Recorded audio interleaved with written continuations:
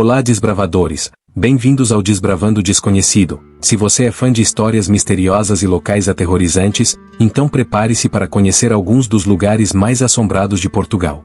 Desde palácios antigos até sanatórios abandonados, o país guarda segredos sombrios e lendas arrepiantes que desafiam a razão. Cada um desses locais carrega consigo histórias de tragédias, mortes inexplicáveis e presenças de almas perdidas que, até hoje, continuam a assombrar quem ousa se aventurar por lá.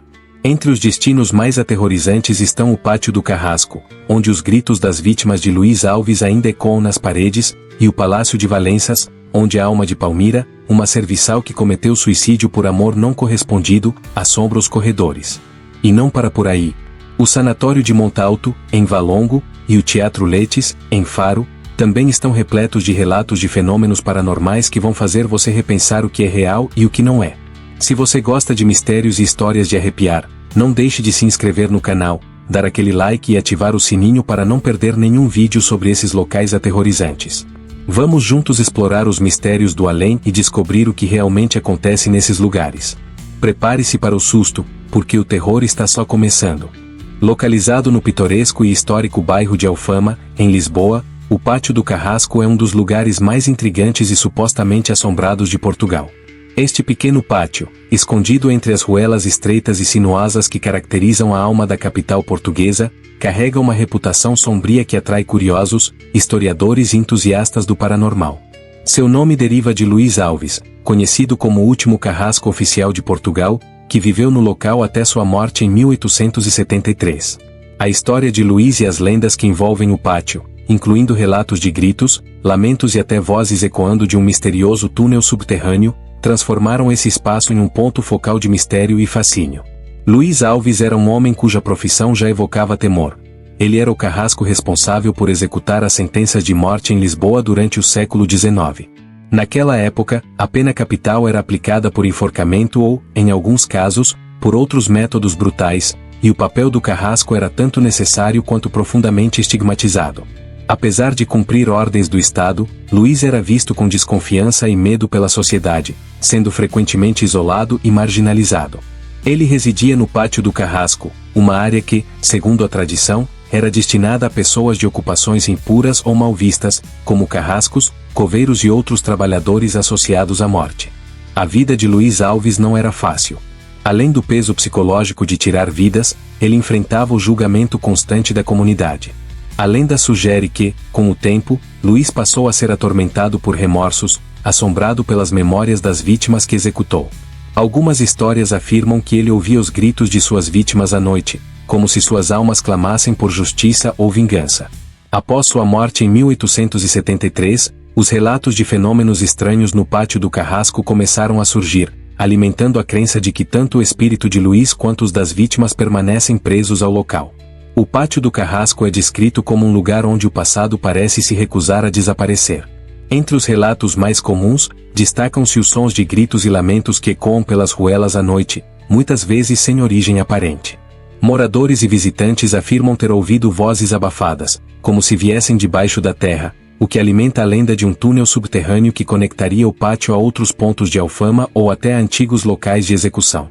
Esse túnel, segundo a tradição oral, seria um caminho usado para transportar condenados ou para rituais secretos, e as vozes seriam os ecos das almas das vítimas de Luís.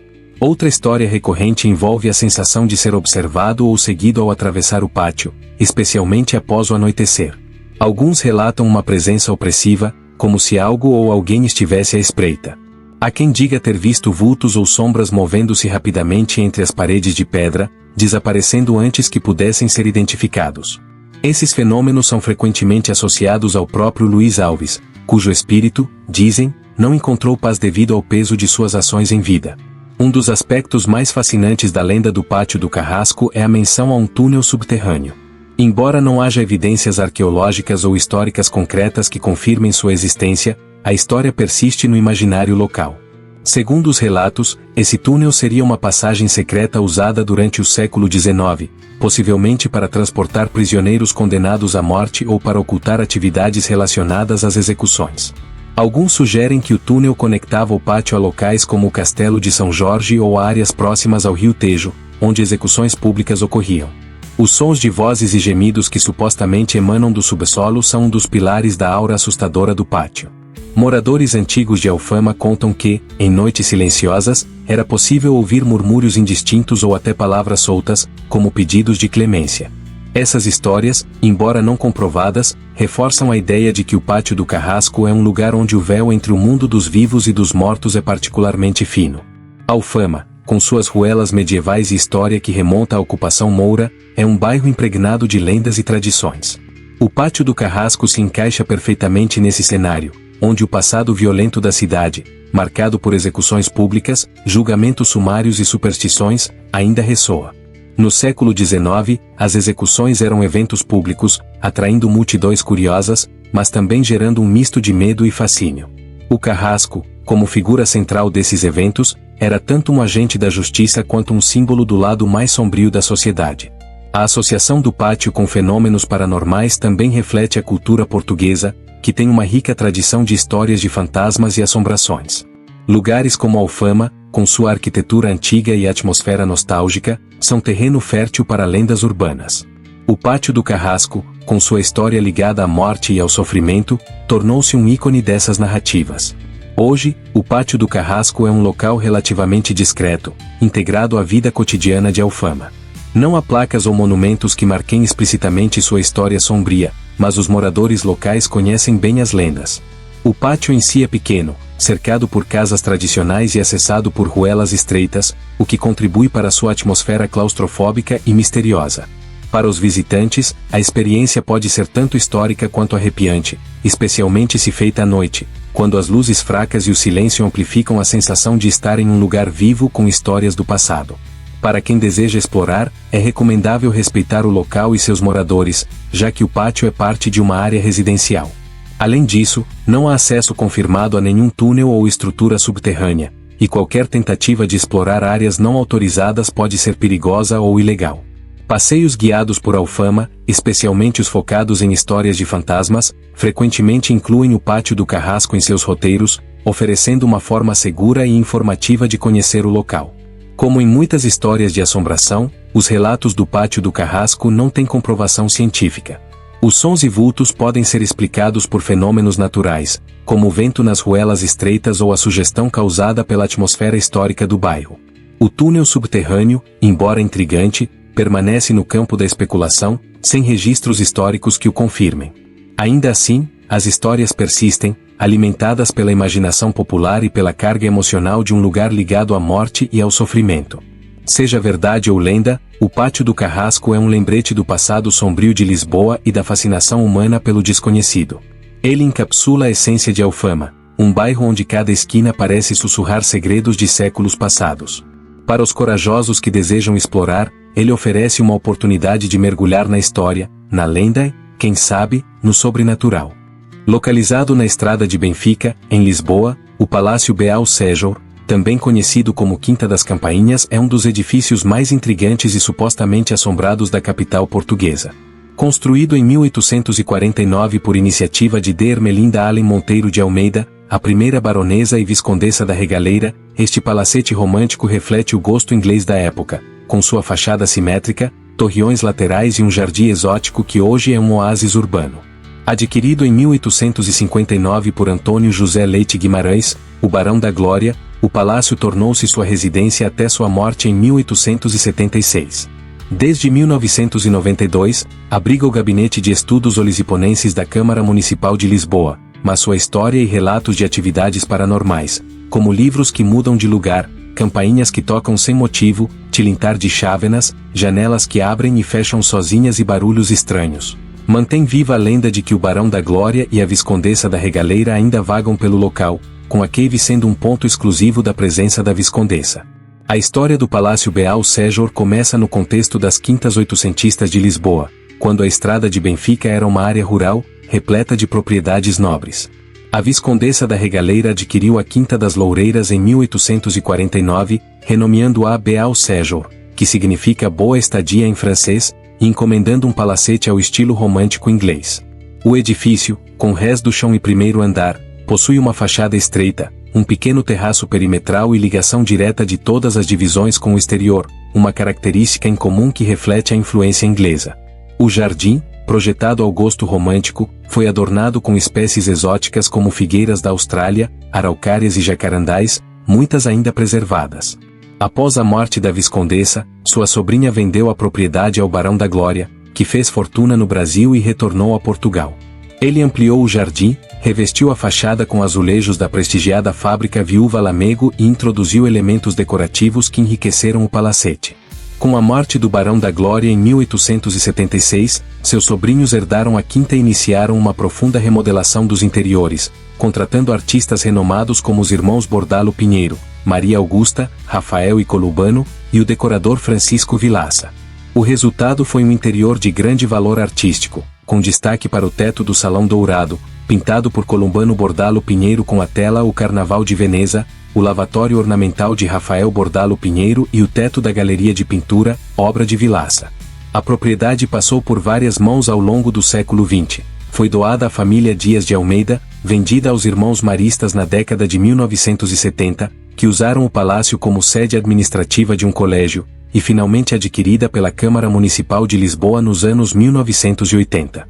Entre 1989 e 1992, a Câmara restaurou o palácio e o jardim, preservando sua traça original e transformando-o em sede do Gabinete de Estudos Olisiponenses, dedicado à pesquisa da história de Lisboa. Os relatos de atividades paranormais no Palácio Beal Sejor são numerosos e persistem entre funcionários e visitantes, mesmo em um ambiente de trabalho cotidiano. O Barão da Glória é frequentemente apontado como o principal responsável pelos fenômenos.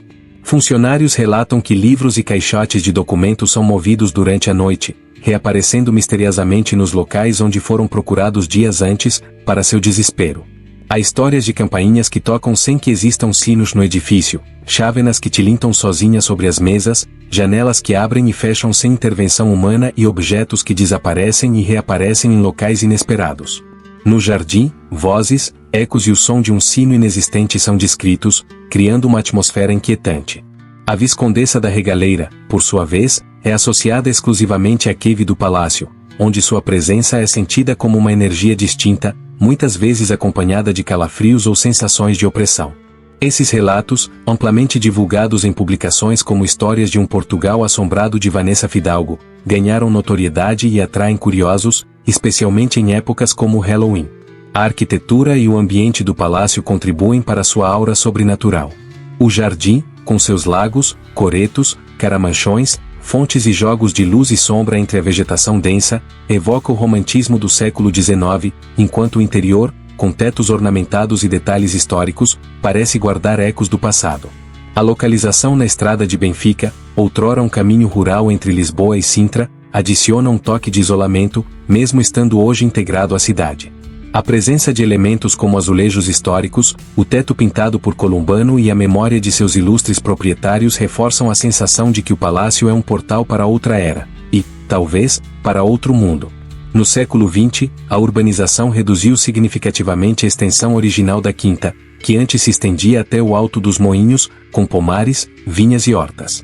Apesar disso, o jardim preservado, restaurado em 1992 pela arquiteta Maria Luísa Ferraz de Oliveira, mantém o charme neoclássico, com tanques, ilhotas e árvores centenárias. O palácio e o jardim são classificados como monumento de interesse público desde 2014, e sua história está documentada em registros oficiais da Câmara Municipal de Lisboa. O espaço é aberto ao público de segunda a sexta, das 9 horas às 18 horas, e aos sábados, das 10 horas às 17 horas, com entrada gratuita, permitindo que visitantes apreciem tanto sua beleza arquitetônica quanto sua fama assustadora. Embora os fenômenos relatados não tenham comprovação científica, a consistência das histórias sugere uma forte influência do imaginário popular. Os sons de campainhas e o movimento de objetos podem ser explicados por correntes de ar, acústica peculiar do edifício ou até brincadeiras entre funcionários, mas a repetição dos relatos, mesmo entre os mais céticos, dá peso à lenda. A cave, associada à viscondessa da Regaleira, pode evocar sensações devido à sua umidade, escuridão ou isolamento, comuns em espaços subterrâneos antigos. A figura do Barão da Glória, que morreu no palácio, e da viscondessa, que o idealizou, alimenta narrativas românticas e trágicas, típicas do folclore português, que adora histórias de espíritos presos ao passado. Para os interessados em explorar, o Palácio Beal Sejor oferece uma experiência dupla. A oportunidade de admirar um tesouro arquitetônico e histórico de Lisboa e a possibilidade de sentir, quem sabe, um arrepio causado por algo além do explicável. Visitas guiadas ou passeios temáticos sobre locais assombrados em Lisboa frequentemente incluem o palácio, mas é essencial respeitar as regras do espaço, já que ele funciona como escritório municipal. Seja pelas lendas ou pela beleza, o Palácio Beal Sejor permanece como um marco de Lisboa, onde a história e o mistério caminham lado a lado. Situado no coração da vila de Sintra, entre o Parque da Liberdade e o Palácio Nacional, o Palácio de Valenças, também conhecido como Palácio do Duque, é um dos locais mais emblemáticos e supostamente assombrados de Portugal. Construído na segunda metade do século XIX, este edifício de arquitetura revivalista e eclética, com influências neomanuelinas, neogóticas e venezianas, carrega uma história rica e uma aura de mistério que atrai curiosos, historiadores e entusiastas do paranormal. A lenda mais famosa associada ao palácio gira em torno de Palmira, uma serviçal que, segundo a tradição, se suicidou por causa de um amor impossível pelo Conde de Valenças. Relatos de vultos, sons de lamentos, ranger de tábuas e ruídos silvantes nos corredores alimentam a reputação do palácio como um dos lugares mais assustadores de Sintra, uma vila já conhecida por sua atmosfera mística e histórias de fantasmas. A história do Palácio de Valenças começa com Antônio Ferreira dos Anjos, um rico comerciante lisboeta que, na década de 1870, encomendou a construção de um novo palácio no local onde, até cerca de 1850, funcionava o matadouro municipal de Sintra. Para o projeto, foi contratado o renomado arquiteto e cenógrafo italiano Giuseppe Sinatti, conhecido por seus trabalhos em teatros de Lisboa e Porto, como o Teatro de São Carlos. A construção começou em 1877, mas tanto Ferreira dos Anjos quanto Sinatti faleceram em 1879, antes de verem a obra concluída. Foi Guilhermina Rosa Matos Anjos, filha de Antônio, casada com Luiz Leite Pereira Jardim, primeiro conde de Valenças, quem finalizou o palacete. O nome Valenças passou a ser associado ao palácio devido ao título do conde, e a propriedade foi herdada por seu filho, Ricardo Anjos Jardim, segundo conde de Valenças, após a morte do pai em 1910. Em 1936, a Câmara Municipal de Sintra adquiriu o edifício, transformando-o, a partir de 1939, em biblioteca, museu e arquivo histórico. Hoje, o palácio abriga a Assembleia Municipal, com reuniões realizadas na chamada Sala da Nau, mas sua história sombria continua a atrair atenção. O palácio destaca-se por sua arquitetura romântica, com uma planta longitudinal adaptada ao terreno desnivelado e fachadas decoradas com elementos neomanuelinos, como vãos e pináculos, e uma loggia neogótica no andar superior, com detalhes que lembram palacetes venezianos. O interior é igualmente impressionante, com um vestíbulo de arcada serliana, tetos de estuque e madeira, e um parque botânico, hoje conhecido como Parque da Liberdade, que na época incluía jardins paradisíacos, lagos, cascatas e ruínas artificiais, típicas do romantismo europeu. Essa atmosfera nostálgica e evocativa, combinada com a localização privilegiada na Vila Velha de Sintra, contribui para a sensação de que o palácio é um lugar onde o passado permanece vivo, talvez até demais. A lenda de Palmira é o cerne da reputação assombrada do Palácio de Valenças. Segundo a história, Palmira, ou Palmirinha, era uma jovem criada que trabalhava para o Conde de Valenças. Apaixonada perdidamente por ele, mas ciente de que seu amor não poderia ser correspondido devido às diferenças sociais, ela caiu em desespero.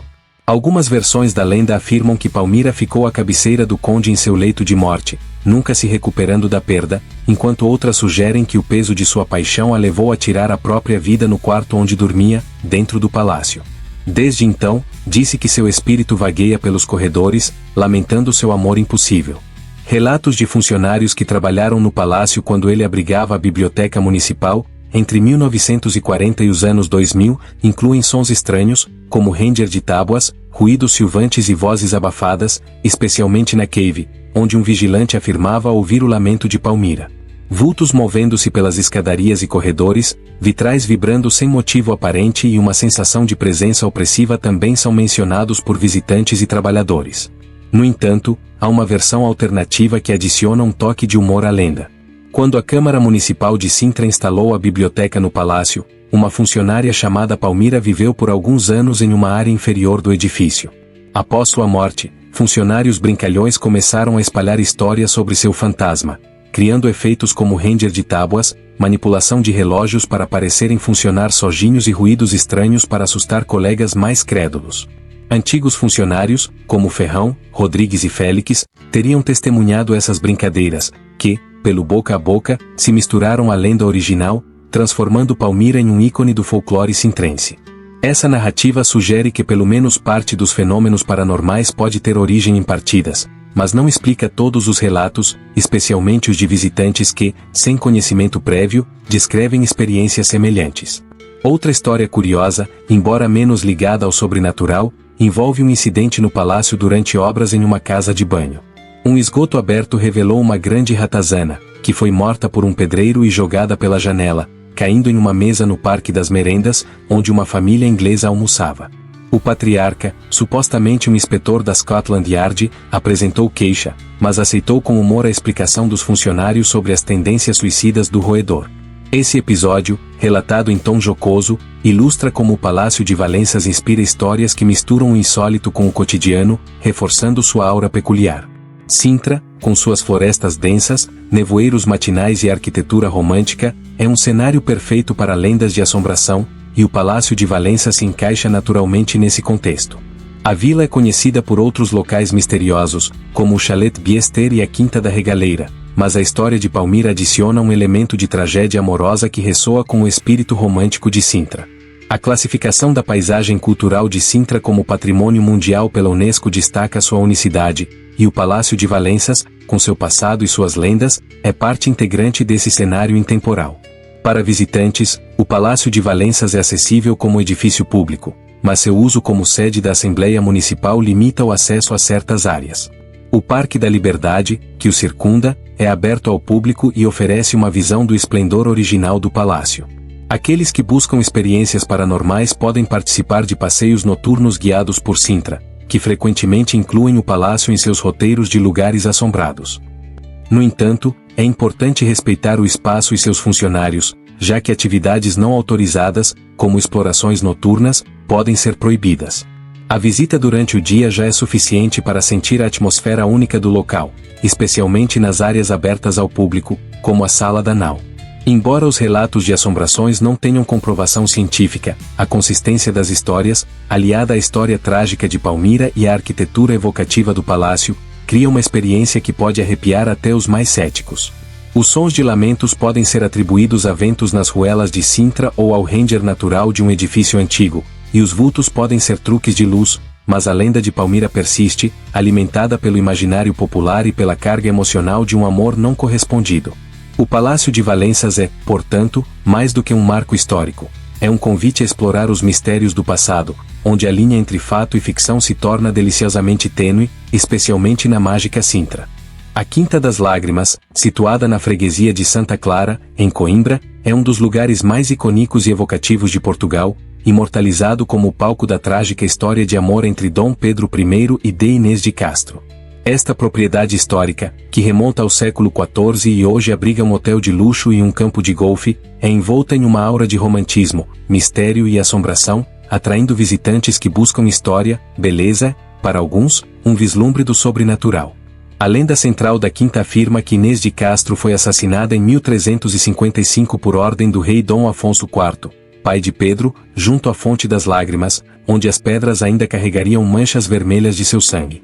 Disse que o espírito de Inês vaga pelos jardins e corredores da Quinta, acompanhado por lamentos, suspiros e uma presença que evoca a dor de um amor interrompido.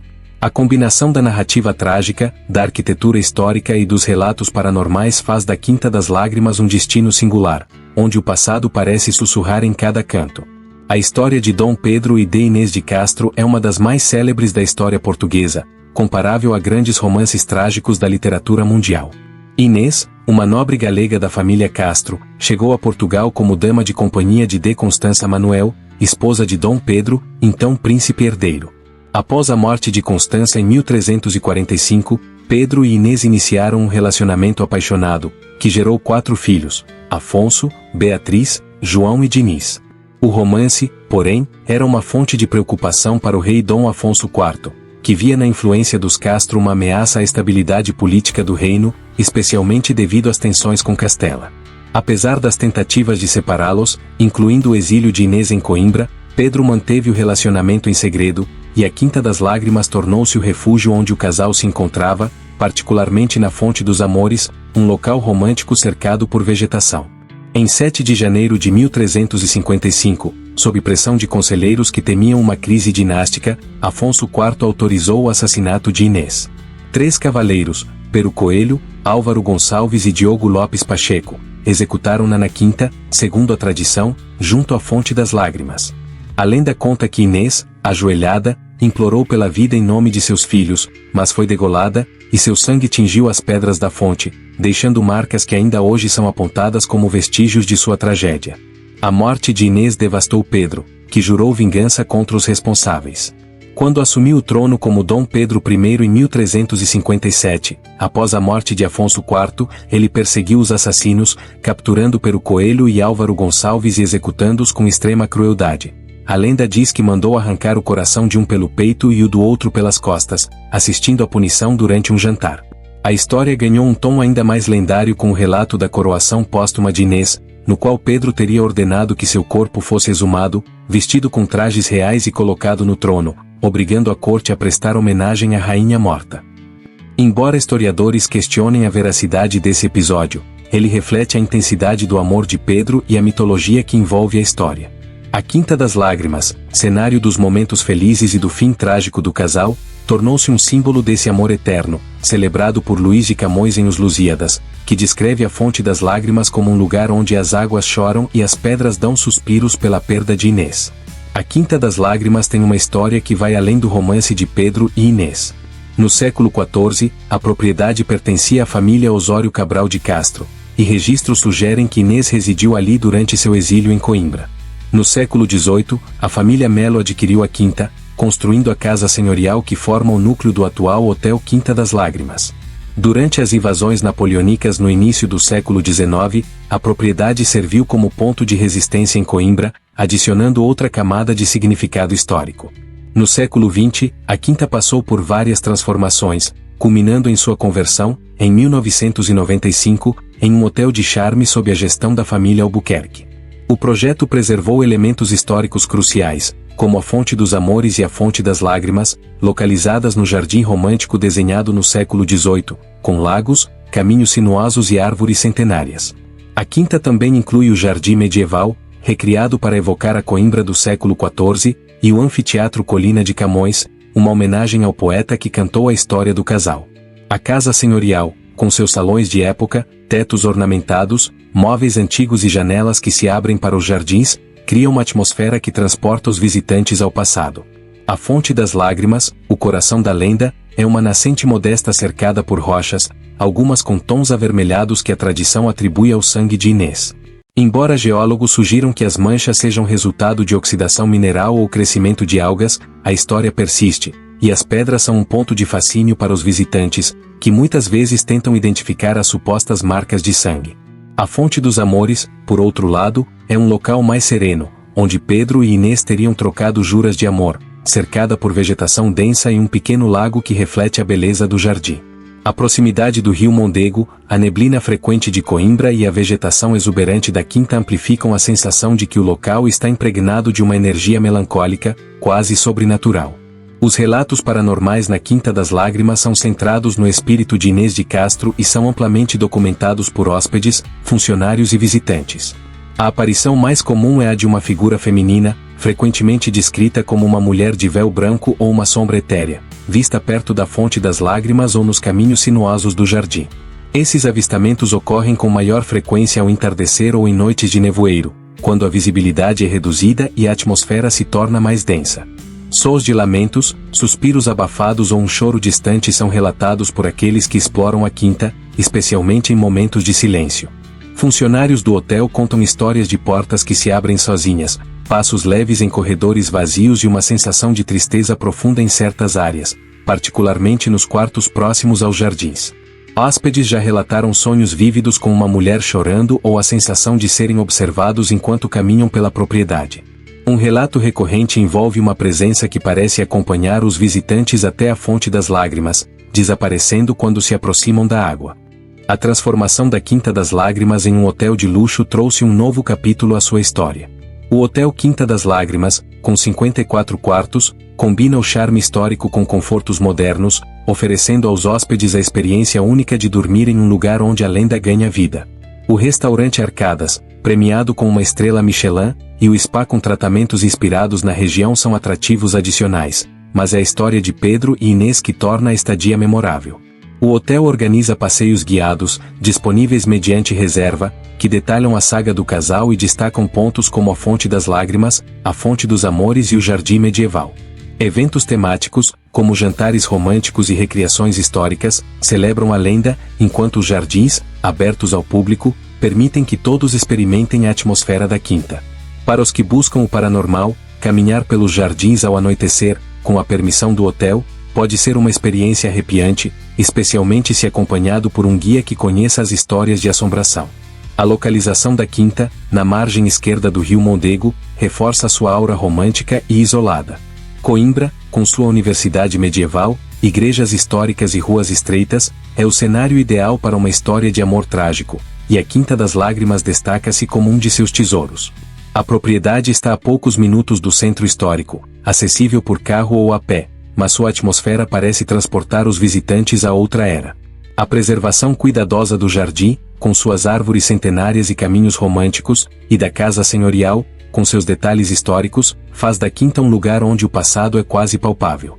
Embora os fenômenos paranormais relatados não tenham comprovação científica, a força da história de Pedro e Inês, aliada à beleza melancólica da Quinta das Lágrimas, sustenta a crença em sua assombração. As manchas vermelhas na Fonte das Lágrimas podem ser explicadas por oxidação mineral ou algas, e os sons de lamentos podem ser o resultado do vento passando pelas árvores ou do murmúrio da água, mas a narrativa de um amor interrompido pela violência transcende explicações racionais. A lenda de Inês de Castro, perpetuada por séculos em poemas, peças teatrais, óperas e canções, transforma a quinta em um santuário do amor e da dor. Para os visitantes, a Quinta das Lágrimas oferece uma oportunidade de mergulhar em uma das histórias mais comoventes de Portugal, onde o espírito de Inês parece sussurrar em cada pedra, cada folha e cada gota d'água, convidando todos a lembrar que o amor, mesmo na tragédia, pode ser eterno. O Sanatório de Montalto, mais conhecido como Sanatório de Valongo, é um dos locais mais fascinantes e sinistros de Portugal, situado na Serra de Santa Justa, na freguesia de São Pedro da Cova, Concelho de Gondomar, a cerca de 30 minutos do porto. Construído para tratar pacientes com tuberculose, este imponente edifício, projetado pelo arquiteto Júlio José de Brito, foi inaugurado em 1º de novembro de 1958, mas sua história começa bem antes, com o início das obras em 1932. Apesar de planejado para abrigar cerca de 50 pacientes, chegou a internar até 500 pessoas em condições precárias durante o auge da epidemia de tuberculose, conhecida como peste branca. Após seu encerramento em 1975, o sanatório foi abandonado, sofrendo saques, vandalismo e incêndios, o que transformou o local em ruínas que hoje atraem exploradores urbanos, entusiastas do paranormal e adeptos do dark tourism.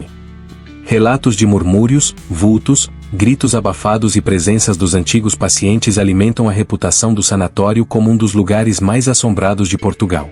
A construção do Sanatório de Montalto insere-se no contexto de uma campanha nacional contra a tuberculose, uma doença que assolava Portugal no início do século XX, sendo uma das principais causas de mortalidade na Europa. Em 1899, foi fundado o Instituto Nacional de Assistência aos Tuberculosos, impulsionado pela Rainha D. Amélia, marcando o início da construção de sanatórios em locais isolados e com ar puro, considerados benéficos para o tratamento.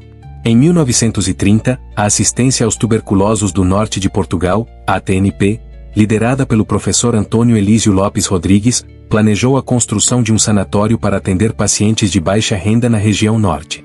O terreno na Serra de Santa Justa, doado pela família Sá, foi escolhido por sua altitude, 367 metros, e isolamento, ideais para reduzir o risco de contágio, já que a tuberculose é altamente infecciosa e afeta principalmente os pulmões.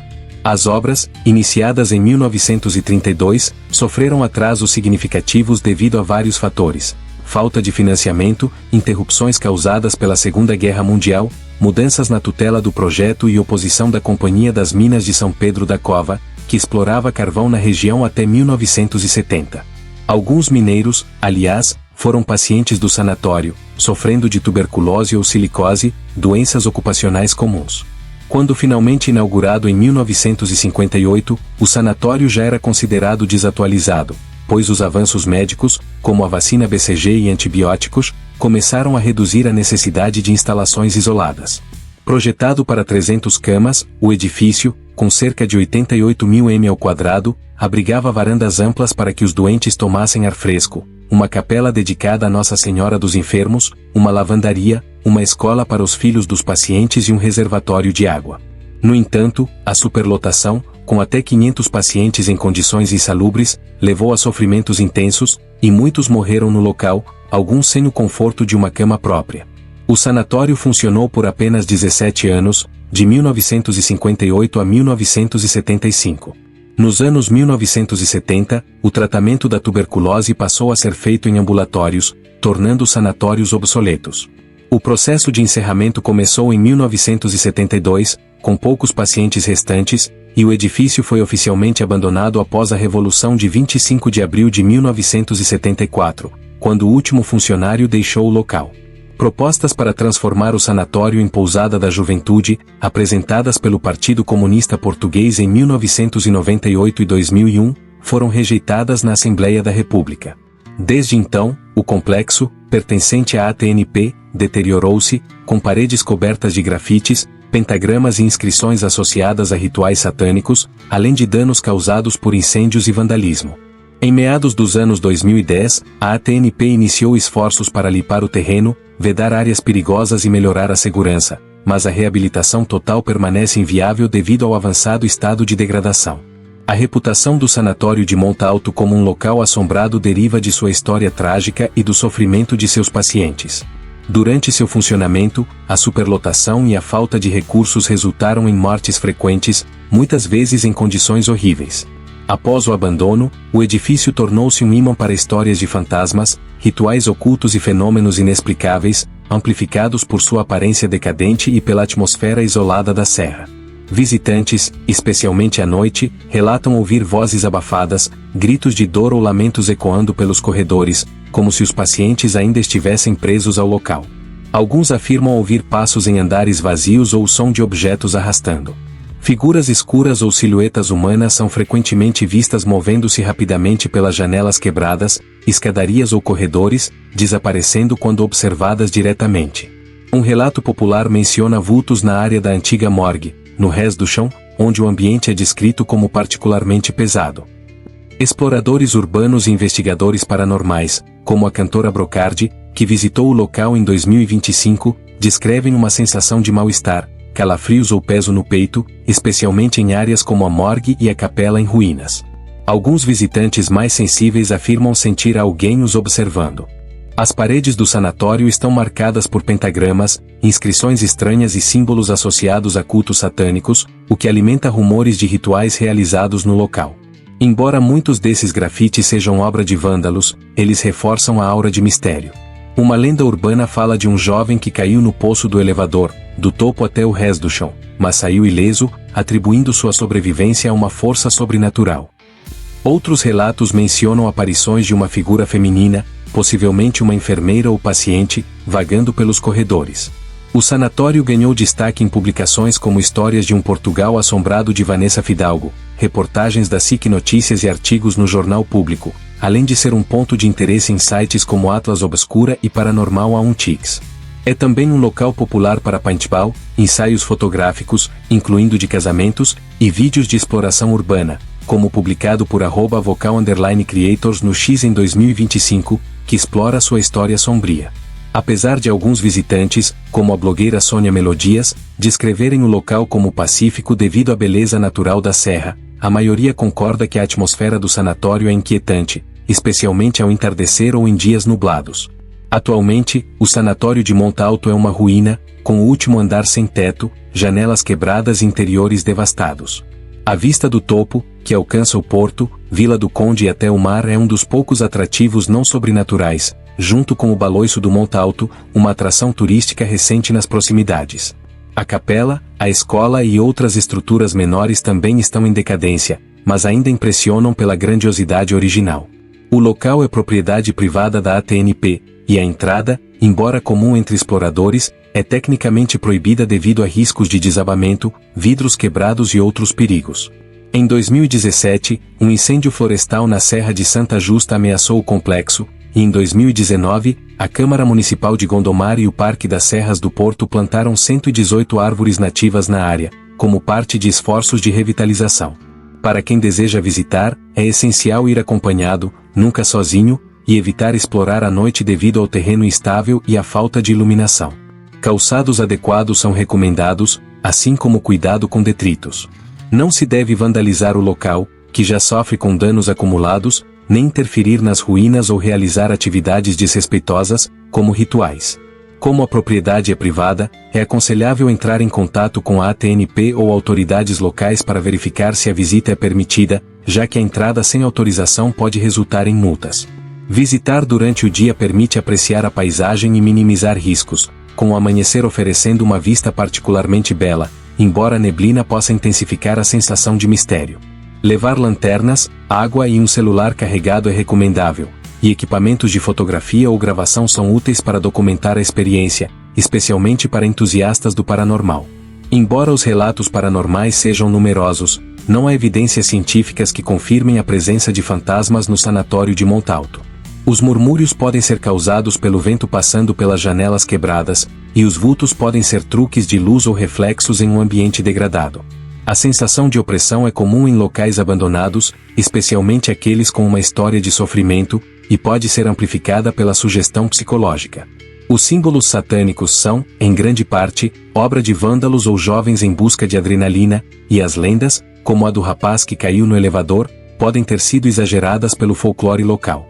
Ainda assim, a história real do sanatório, a superlotação, a dor dos pacientes e o abandono, é suficiente para tornar o local arrepiante, transformando-o em um testemunho silencioso de um passado trágico e em um dos destinos mais intrigantes para quem busca o desconhecido.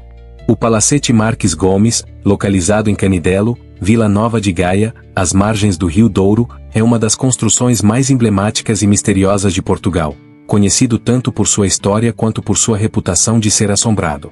Construído no final do século XIX por Manuel Marques Gomes, um empresário português que fez fortuna no Brasil com o comércio de aguardente, café e açúcar, o palacete reflete o esplendor de sua época, com vistas privilegiadas para a Foz do Douro e o Oceano Atlântico.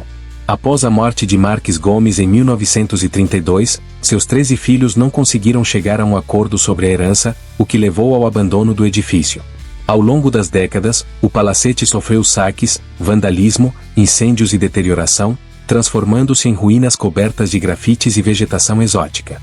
Hoje, integra o empreendimento residencial Quinta Marques Gomes, mas sua aura sobrenatural persiste, alimentada por relatos de vozes, vultos e a lenda de uma menina cega que teria morrido tragicamente na propriedade. Manuel Marques Gomes, nascido em Canidelo, partiu para o Brasil aos 18 anos em busca de melhores oportunidades. Após 5 anos, retornou a Portugal com uma fortuna considerável, continuando seus negócios e encomendando a construção do palacete como símbolo de seu sucesso. O edifício, projetado com detalhes arquitetônicos ricos, foi um marco na região, mas, após sua morte, a disputa entre os herdeiros resultou em seu abandono. Entre 1975 e 1991, o palacete abrigou o Crédito Popular de Canidelo e a Cooperativa para a Educação de Crianças Inadaptadas, Cercigaia, mas essas ocupações não impediram sua decadência.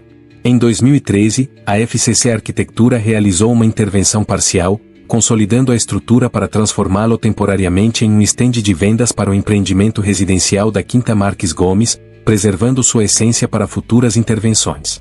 Desde 2019, a United Investments Portugal, UIP, adquiriu a propriedade, planejando a construção de moradias de luxo, apartamentos e um boutique hotel, com um investimento estimado em 200 milhões de euros. Apesar da revitalização, o interior do palacete permanece em ruínas, enquanto o exterior foi parcialmente restaurado para eventos. A fama de assombrado do Palacete Marques Gomes é amplificada por relatos paranormais, sendo um dos locais mais citados em listas de lugares assustadores em Portugal, como em Histórias de um Portugal Assombrado de Vanessa Fidalgo e artigos da Time Out Porto. O fenômeno mais marcante é a suposta voz metálica e grotesca que ecoa "Saiam já daqui, vão-se embora", captada em uma gravação de EVP, fenômeno de voz eletrônica, pela equipe de investigação paranormal Tia Normal, conforme descrito por Fidalgo. A gravação, feita no interior do palacete, é considerada por muitos uma prova da presença de entidades sobrenaturais, levando visitantes a fugirem assustados. Além disso, há histórias de sons estranhos, como murmúrios, passos e objetos se movendo, e uma sensação de opressão que permeia o ambiente, especialmente nos andares superiores e nas áreas mais degradadas. Outra lenda associada ao palacete envolve o fantasma de uma menina cega, supostamente filha dos proprietários, que teria caído acidentalmente no mar enquanto passeava pela propriedade. Segundo a história, seu espírito ainda vaga pelas muralhas do palacete, segurando uma boneca de trapos, com o objetivo de afugentar potenciais compradores ou intrusos. Essa narrativa, mencionada em sites como Vortex Mag e Perusof Portugal, adiciona um elemento trágico à aura do local, embora não haja registros históricos que confirmem a existência dessa menina. A combinação da história da menina e da voz metálica tornou o palacete um ponto de interesse para exploradores urbanos e caçadores de fantasmas, que relatam experiências como vultos nas janelas quebradas e mudanças bruscas de temperatura. A Quinta Marques Gomes, com 27 hectares, é hoje um empreendimento residencial de luxo, com 106 dos 122 lotes de moradias vendidos até 2021, segundo a idealista. As River Villas e Twin Villas aproveitam a morfologia do terreno, oferecendo vistas únicas para o Douro e o Atlântico. O projeto inclui planos para um boutique hotel no palacete, com um spa e espaços de restauração, mas a preservação do edifício histórico permanece um desafio devido ao seu estado de degradação. A localização privilegiada, na freguesia de Canidelo, próxima à Furada, e a história do palacete atraem tanto investidores quanto curiosos, mas a reputação sobrenatural continua a intrigar. Embora o acesso ao interior do palacete seja restrito devido à propriedade privada e aos riscos de desabamento, o local é frequentemente visitado por exploradores, especialmente à noite, apesar das proibições. Para quem deseja conhecer o palacete, recomenda-se visitar durante o dia, respeitando as vedações e evitando atividades que possam danificar o patrimônio. A vista para o Douro e a arquitetura, mesmo em ruínas, são impressionantes, mas é essencial ter cuidado com detritos e estruturas instáveis. Equipamentos como lanternas e câmeras são úteis para registrar a experiência, mas qualquer visita deve ser feita com autorização da UIP ou das autoridades locais. Os relatos paranormais, embora fascinantes, carecem de comprovação científica. A voz metálica pode ser resultado de ecos no edifício vazio, amplificados por softwares de áudio, e os vultos podem ser truques de luz ou sugestão psicológica em um ambiente degradado. A lenda da menina cega, por sua vez, parece mais enraizada no folclore do que em fatos históricos, possivelmente inspirada por histórias de tragédias familiares comuns em propriedades abandonadas. No entanto, a história real do palacete, a ascensão e queda de Marques Gomes, as disputas familiares e o abandono, é suficiente para criar uma atmosfera de melancolia que alimenta o imaginário popular. O Palacete Marques Gomes permanece como um testemunho do passado opulento de Gaia e um convite arrepiante para explorar os mistérios que o Rio Douro guarda em suas margens. O Teatro Letes, localizado no coração de Faro, no Algarve, é uma das salas de espetáculo mais antigas de Portugal e um dos locais mais conhecidos por suas histórias de assombração. Construído originalmente em 1605 como Colégio de Santiago Maior, um colégio jesuíta fundado pelo bispo do Algarve, D. Fernando Martins Mascarenhas, o edifício passou por várias transformações antes de ser convertido em teatro em 1845. Seu nome, inspirado no rio Letes da mitologia grega, cujas águas apagavam as memórias de amarguras, carrega uma ironia diante das lendas sinistras que o cercam. Gerido desde 2012 pela Algarve Theatre Company, ACTA, o teatro é um vibrante centro cultural que acolhe peças, concertos, fado, dança e eventos diversos, mas sua história trágica e relatos paranormais, incluindo o espírito de uma bailarina que se enforcou no palco e o esqueleto de um soldado napoleônico encontrado emparedado, fazem dele um ponto de fascínio para entusiastas do sobrenatural. A história do Teatro Letes começa com sua fundação como colégio jesuíta, funcionando como um centro de ensino religioso até 1759, quando os jesuítas foram expulsos de Portugal por ordem do Marquês de Pombal, e seus bens, confiscados. Durante as invasões napoleônicas, no início do século XIX, o edifício foi ocupado por tropas francesas comandadas pelo general Junot, que o profanaram, deixando marcas de destruição. Em 1843, o colégio, já em ruínas, foi arrematado em asta pública pelo médico italiano Lazzaro Doglioni, que sonhava em criar um teatro em Faro inspirado no Teatro Nacional de São Carlos, em Lisboa, e no La Scala, em Milão. Inaugurado em 1845, em celebração ao aniversário da Rainha Dona Maria II, o Teatro Letis tornou-se um marco cultural, com uma fachada neoclássica e um interior que evoca a opulência dos teatros italianos.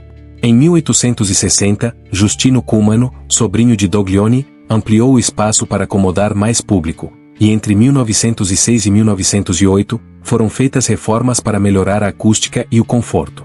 No entanto, a popularidade do teatro declinou na década de 1920, levando ao seu encerramento em 1925. Em 1951, a família Cumano vendeu o edifício à Cruz Vermelha Portuguesa, que ainda detém a propriedade, mas cedeu a gestão cultural à ACTA, revitalizando o espaço a partir de 2012. As lendas de assombração do Teatro Letis são tão famosas quanto sua história cultural, com 2 episódios particularmente marcantes. A primeira envolve uma bailarina que, segundo a tradição, se enforcou no palco, possivelmente por exaustão física e emocional ou por um desgosto amoroso não correspondido. A história, documentada em fontes como o site Musorbis e o arquivo do CAO, Centro de Estudos Ataíde Oliveira, relata que o espírito da bailarina ainda aparece no teatro, especialmente em momentos de silêncio. Funcionários e visitantes afirmam ter visto uma figura feminina etérea, vestida como bailarina, movendo-se pelo palco ou pelos corredores, e há relatos de pessoas, incluindo um colega e uma senhora que trabalhavam no teatro, saindo correndo após encontros assustadores com essa aparição. Passos inexplicáveis, ouvidos em noites silenciosas, são frequentemente atribuídos a ela, especialmente na área do palco e nos camarins, onde o som ecoa mesmo quando o teatro está vazio. O segundo relato paranormal está ligado a um soldado napoleônico, cujo esqueleto foi descoberto emparedado durante obras de restauração no local onde hoje fica a cabine elétrica. Esse achado, mencionado em fontes como Musorbis e Portugal Visitor, reforça a conexão do teatro com o período das invasões francesas, quando o edifício foi usado como quartel. Acredita-se que o soldado tenha sido assassinado ou abandonado, e seu espírito inquieto é associado a rangidos, batidas e uma sensação de opressão na área da cabine elétrica. Funcionários da Cruz Vermelha, que ocupa a parte inferior do edifício, relatam ter ouvido passos e ruídos estranhos à noite, especialmente quando o teatro está deserto, conforme registrado no arquivo do CAO. Além desses fenômenos, o Teatro Letis é conhecido por uma atmosfera geral de inquietação. Visitantes e artistas relatam sensações de serem observados, mudanças bruscas de temperatura e o som de portas ou tábuas rangendo sem motivo aparente. Esses relatos, amplificados pela acústica única do teatro e pela sua arquitetura antiga, com escadarias de pedra e corredores estreitos, criam um ambiente propício para histórias de fantasmas. O teatro também foi palco de eventos culturais significativos, como a primeira exibição de um animatógrafo em Faro, em 1898, e apresentações do grupo de teatro Letis, fundado por Emílio Campos Coroa, que celebrou 60 anos de atividade em 2018, conforme noticiado pelo Jornal do Algarve. Essas conquistas culturais contrastam com a aura sombria, tornando o Letis um espaço onde arte e mistério coexistem. Hoje, o Teatro Letis é um ponto turístico e cultural em Faro, aberto a visitantes interessados em sua história e programação. A ACTA organiza espetáculos que vão de teatro clássico a fado e dança, e o teatro participa de iniciativas como as caças ao tesouro digitais da Missitium, que destacam sua relevância histórica. Para quem busca o lado sobrenatural, visitas noturnas ou conversas com funcionários podem revelar histórias intrigantes, mas é essencial respeitar as regras do espaço, que é propriedade da Cruz Vermelha e gerido pela ACTA.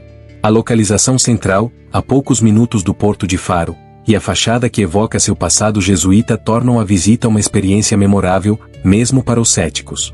Embora os relatos paranormais não tenham comprovação científica, a consistência das histórias sugere uma forte influência do imaginário popular. Os passos e rangidos podem ser atribuídos à acústica do edifício ou ao assentamento natural de uma estrutura com mais de 4 séculos, enquanto os vultos podem ser truques de luz em um ambiente carregado de história.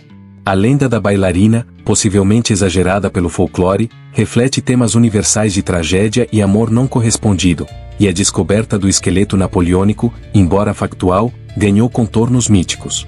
A história real do Teatro Letis, sua transformação de colégio jesuíta a quartel, teatro, finalmente, ícone cultural, é suficiente para criar uma atmosfera de fascínio e melancolia. Seja pela beleza de suas apresentações ou pelo arrepio de suas lendas, o Teatro Letes permanece um portal para o passado de Faro, onde as vozes do palco e as sombras da história continuam a ecoar. O Palácio Nacional de Mafra, também conhecido como Convento de Mafra, é um dos monumentos mais imponentes de Portugal, localizado na Vila de Mafra, a cerca de 28 quilômetros de Lisboa. Construído entre 1717 e 1755 por ordem do rei D. João V, este complexo barroco e neoclássico, que integra um palácio real, um convento franciscano, uma basílica, uma biblioteca e a Tapada Nacional, foi classificado como Monumento Nacional em 1910 e como Patrimônio Mundial da Unesco em 2019. Além de sua grandiosidade arquitetônica e histórica, o Convento de Mafra é famoso por lendas sobrenaturais que o tornam um dos locais mais assombrados do país, incluindo relatos de espíritos de trabalhadores que morreram durante sua construção, a figura de um capitão sem cabeça e mitos sobre ratos mutantes albinos, do tamanho de coelhos, habitando túneis subterrâneos fechados ao público. A construção do Convento de Mafra foi uma empreitada colossal, impulsionada pela riqueza do ouro brasileiro e pela promessa de D. João V de erguer um convento caso sua esposa, D. Maria Ana de Áustria, lhe desse um herdeiro. O projeto, liderado pelo arquiteto alemão João Frederico Ludovici, inspirou-se em modelos romanos, como a Basílica de São Pedro, e mobilizou cerca de 52 mil trabalhadores, além de artistas italianos e portugueses. A obra, iniciada em 1717 e concluída em 1755, foi marcada por condições de trabalho extenuantes, com acidentes fatais e doenças que vitimaram muitos operários. A Basílica, com seus 65 metros de altura e 2 carrilhões históricos, e a biblioteca, uma das mais belas do mundo com 36 mil volumes, são destaques do complexo, mas é nos bastidores, nos túneis e corredores, que as lendas ganham vida. As histórias paranormais do Convento de Mafra são amplamente divulgadas em publicações como Histórias de um Portugal Assombrado de Vanessa Fidalgo e na Web Magazine Mood, 2022, que o aponta como o lugar mais assombrado de Portugal. Uma das lendas mais persistentes envolve os espíritos dos trabalhadores que morreram durante a construção, cujas almas inquietas supostamente vagam pelos corredores e áreas menos acessíveis do convento. Relatos de visitantes e funcionários mencionam sons de passos, gemidos abafados e uma sensação de presença em locais como a enfermaria, onde doentes eram tratados, e a área do antigo convento, hoje sede da Escola de Armas. Essas histórias são reforçadas pela descrição detalhada de José Saramago em Memorial do Convento, que retrata o sofrimento dos operários, como Baltazar Sete Sóis, envolvidos na construção. Outra lenda intrigante é a do Capitão Sem Cabeça, uma figura espectral que, segundo a tradição, aparece nas ruas de Mafra à noite ou nos corredores do convento. Embora detalhes sobre sua origem sejam vagos, especula-se que possa estar ligado a um oficial militar decapitado durante conflitos históricos ou a uma figura folclórica exagerada pelo imaginário local. A história, mencionada em fontes como Moody, ganha força pela associação do convento com eventos históricos, como sua ocupação por tropas durante as invasões napoleônicas e a estadia de Dom Manuel II, o último rei de Portugal, antes de seu exílio em 1910. O mito dos ratos mutantes albinos é, talvez, o mais peculiar e amplamente discutido. Segundo a lenda, relatada por Guilherme Duarte no site 7 Minutos, 2017, e no blog Planet Portugal, 2021, ratos gigantes, cegos pela ausência de luz e do tamanho de coelhos, habitariam túneis subterrâneos de 4 andares sob o convento. Esses roedores seriam alimentados com cadáveres de animais pelos militares para evitar que invadissem a vila de Mafra, devorando tudo em seu caminho. A história ganhou tração na cultura popular, mas sua origem parece estar em um incidente real de 1971, quando um soldado caiu nos coletores de esgoto do convento, o único andar subterrâneo existente. Seu corpo, encontrado dias depois, havia sido parcialmente roído por ratos comuns, e o episódio, distorcido pelo boca a boca, deu origem ao mito dos ratos mutantes. A presença de morcegos na biblioteca, que ajudam a proteger os livros de insetos, também contribui para a aura sinistra do local. A realidade dos túneis é menos fantástica. O convento possui apenas um nível de coletores de esgoto, e os 4 andares subterrâneos são uma invenção do folclore. Ainda assim, as áreas fechadas ao público, como partes do antigo convento e corredores de serviço, alimentam a imaginação de visitantes. Relatos de fenômenos paranormais incluem vultos nas janelas, mudanças bruscas de temperatura e o som de objetos arrastando, especialmente à noite, conforme descrito em fontes como Atlas Obscura e Paranormal A1tix.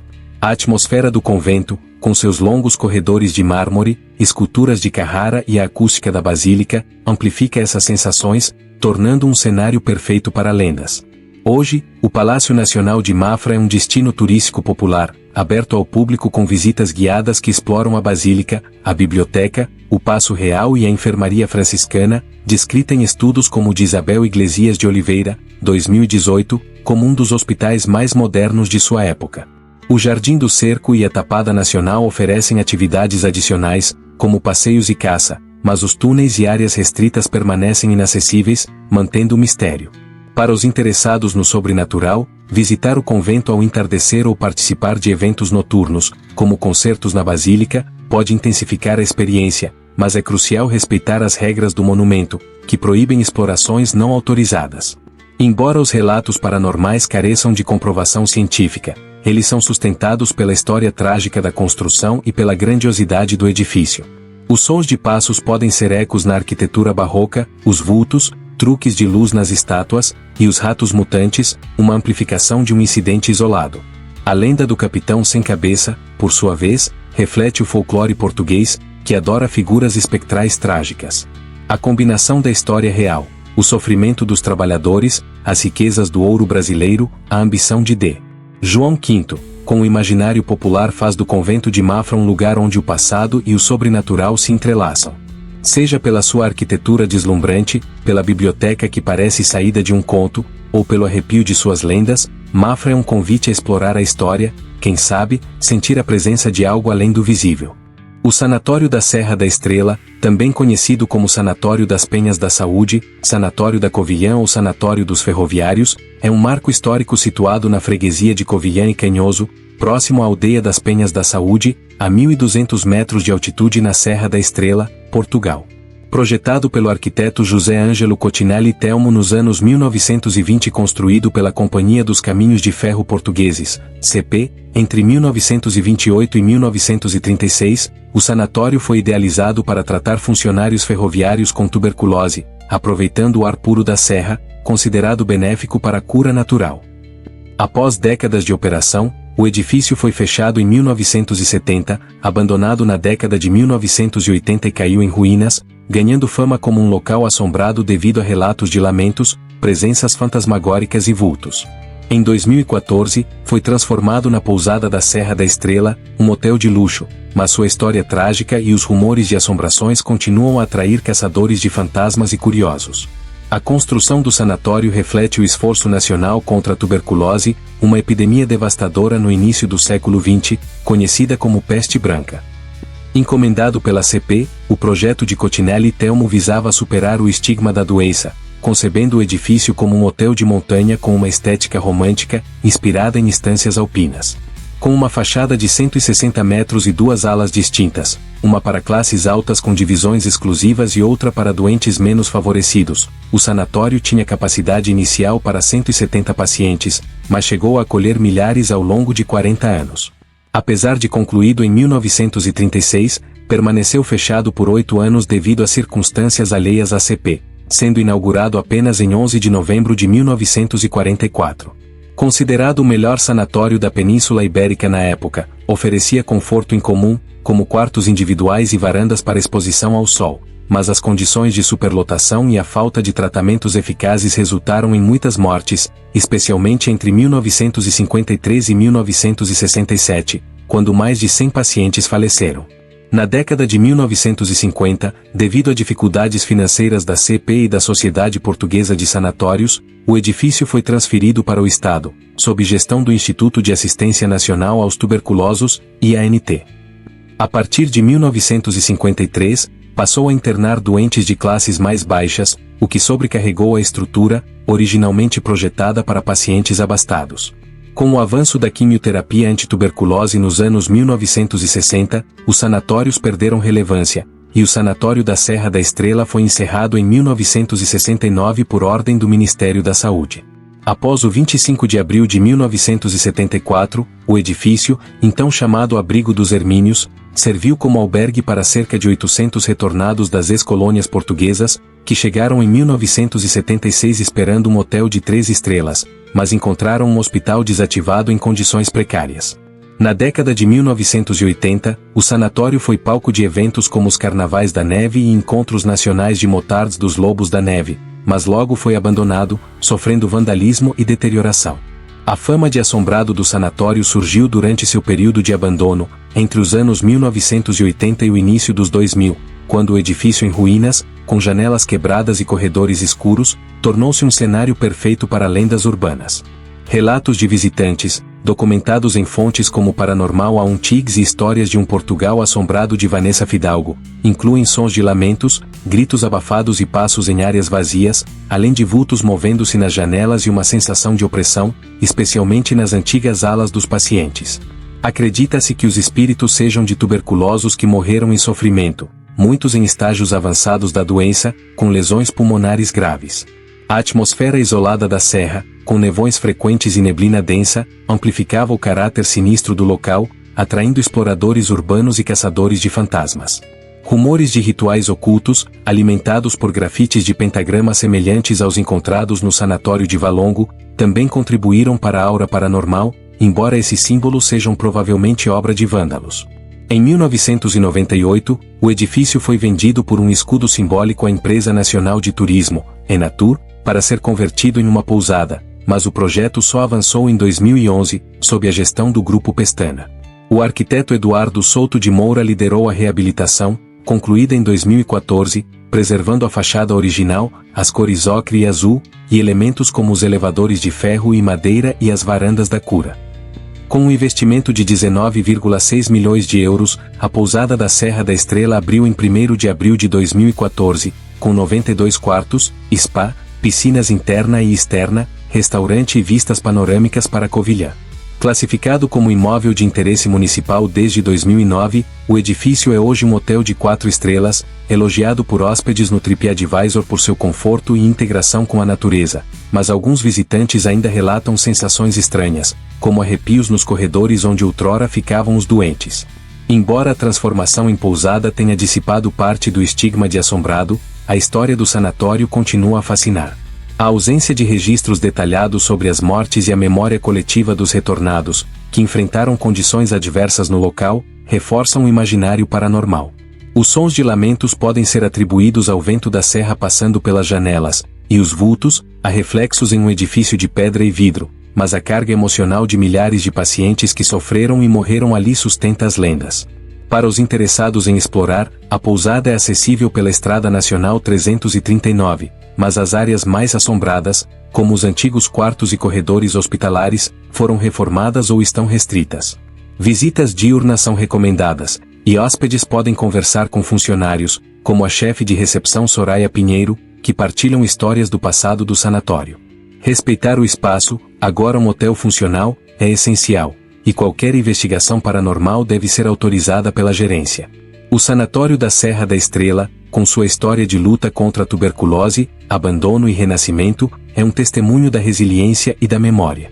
Seja pela vista deslumbrante da Covilhã, pela arquitetura de Cotinelli e Telmo ou pelo arrepio de suas lendas, o local permanece um ponto de interesse único, onde o passado trágico e o presente luxuoso coexistem, convidando visitantes a refletir sobre a vida, a morte e o que pode permanecer além. A Quinta da Juncosa, situada em Penafiel, é um dos locais mais infames e aterrorizantes de Portugal. Este sítio, isolado e repleto de história, carrega consigo o peso de uma tragédia macabra que transcendeu gerações. O que aconteceu nesse lugar é tão perturbador, tão imerso em sangue e dor, que se tornou uma verdadeira lenda, sendo frequentemente considerado um dos maiores mistérios e focos de assombrações do país. O nome da Quinta da Juncosa está, para sempre, atrelado a um dos crimes mais horríveis da história portuguesa, e sua aura de terror é inegável.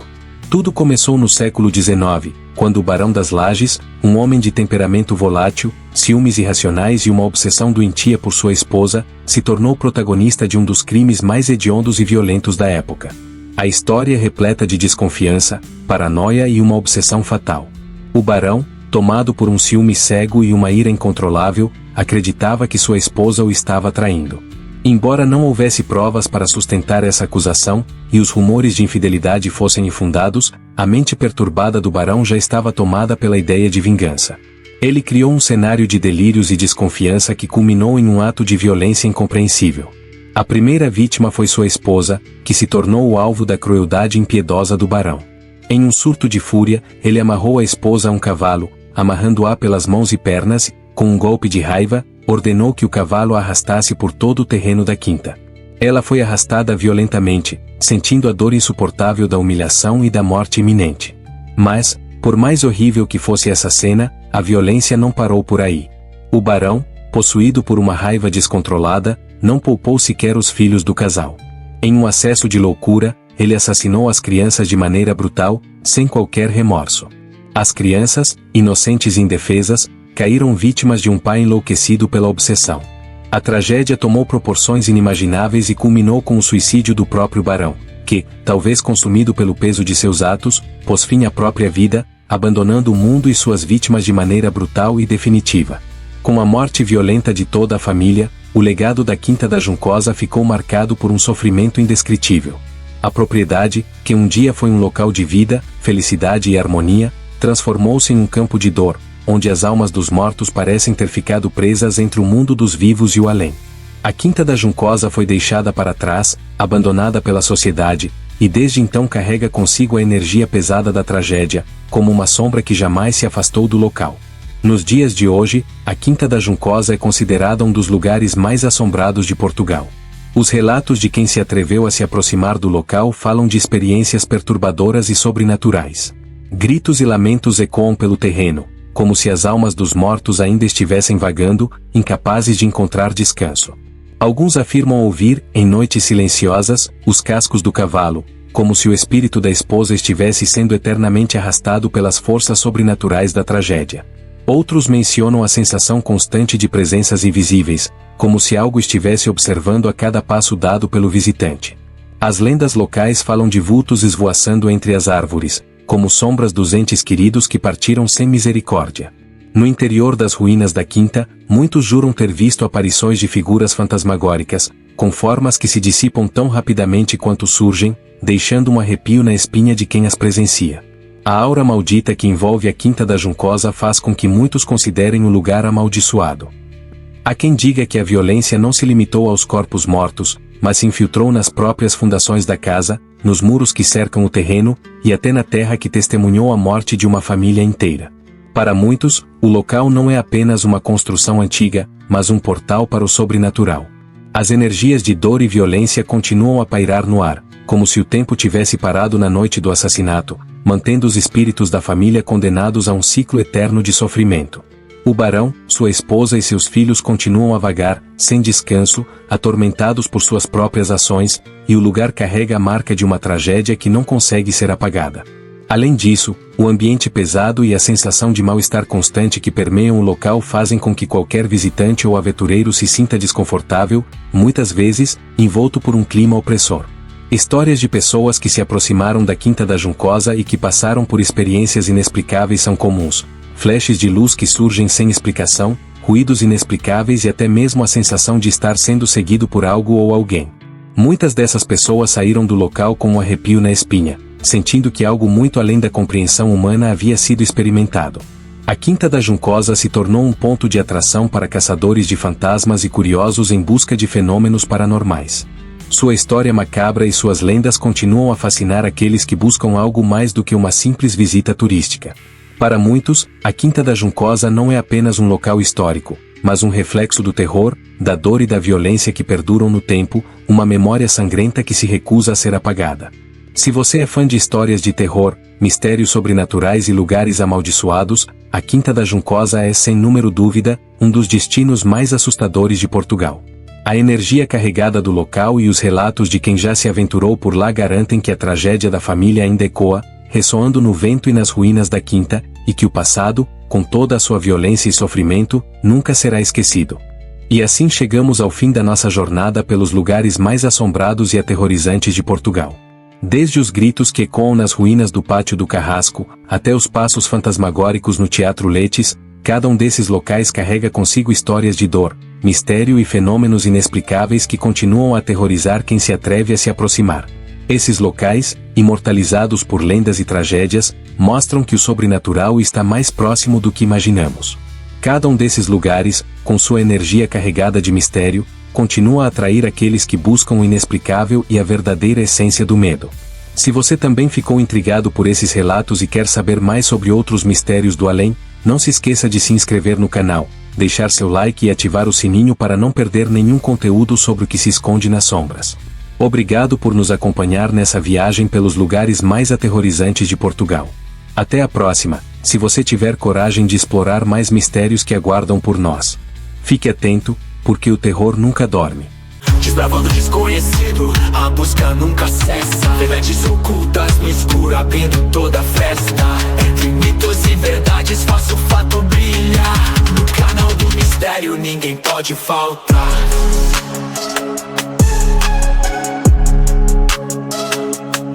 Ouço sussurros do vento, pistas da neblina.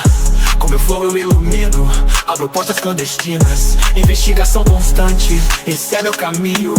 Focado no enigma, vou firme e sozinho. Do plano ao além, em cada direção. Deixando pegada, alimentando a paixão. Curiosidade saciável, o desconhecido é vasto. Juntando peça por peça no mic, medo estardalhaço.